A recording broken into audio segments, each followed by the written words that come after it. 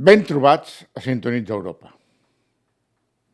Hem parlat en els vídeos anteriors de com han de ser les bústies de denúncia, quins són els temes que, com a mínim, s'han d'incloure i també de l'obligatorietat per a totes les administracions públiques.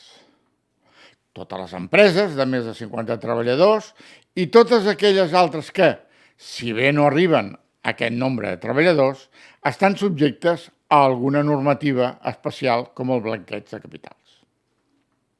Però quines persones intervenen en els canals de denúncia? Recordem que sempre hem defensat que era un veritable procés previ, gestionat de forma discreta i privada.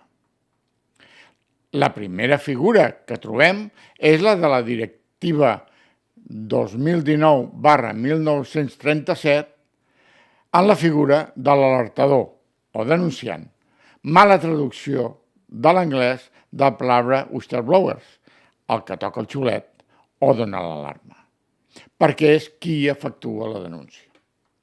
La segona, i això és una gran novetat, és la figura del facilitador, que és aquella persona que auxilia el denunciant i el procés establert, amb una protecció molt similar a la de figura de l'alertador. La tercera és l'afectat, neollenguatge del denunciat, que és aquella institució, persona jurídica o també persona física, contra qui es dirigeix la denúncia. I finalment tenim la figura de l'instructor, que és la persona amb coneixement, independència i formació que dirigeix la investigació, practica les proves que estimi oportunes i arriba a una resolució que comunica a les parts. Curiosament, aquesta figura que està al càrrec del canal de denúncies no ve com les altres, nomenada i definida com a tal en la directiva, però per la seva activitat queda perfectament identificada amb l'excepció que els diversos diccionaris donen a la paraula instructor. I aquest instructor, que és el que controla el controlador, doncs ha de ser independent. No ha d'assumir la figura del DPD ni la de consultor en cap de les activitats de l'empresa. No pot portar l'assessoria jurídica externa, la protecció de dades, la qualitat o el compliance, perquè això anul·la la credibilitat del canal de denúncies. El facilitador és una persona física que assisteix a un denunciant en el procés de denúncia en un context laboral i l'assistència ha de ser confidencial. És a dir, sigui o no sigui la denúncia anònima, el facilitador ha de romandre sempre en l'anonimat davant del propietari del canal.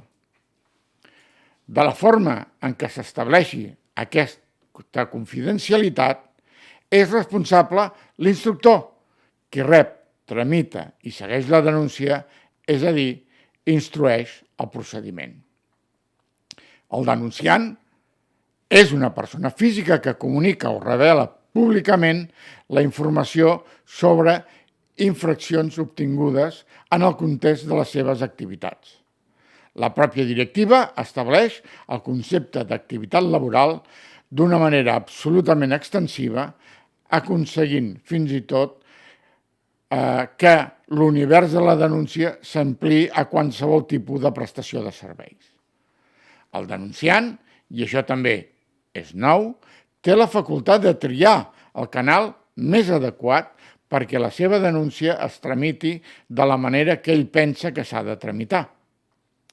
Si no confia en el canal intern, si l'instructor no és públicament independent, seriós i rigorós, pot escollir un canal extern o anar a la premsa, només al·legant-ho, sense consideració de fronteres. La persona afectada és la persona física o jurídica a la qual es fa referència en la denúncia o revelació pública com a persona que s'atribueix la infracció o amb la que s'associa la infracció. La persona afectada, en el procediment instructor, des del minut 1, té dret al fet que aquest sigui un procediment amb totes les garanties jurídiques, a fi de poder salvaguardar el seu dret de defensa. En allò que és objecte de la denúncia, s'ha de prendre totes les mesures destinades a protegir la integritat i confidencialitat de les investigacions i procediments o els drets de defensa de les persones afectades. Però això s'ha d'entendre sense prejudici d'obstaculitzar l'alta gran novetat, la inversió de càrrega de la prova que imposa la directiva. I això tant al canal de denúncies com en els procediments nacionals, siguin administratius, civils, penals o laborals.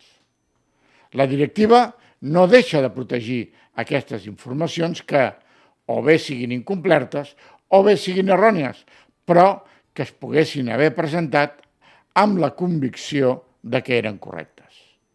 Per filtrar aquests casos està precisament la figura de l'instructor i del procediment instructor.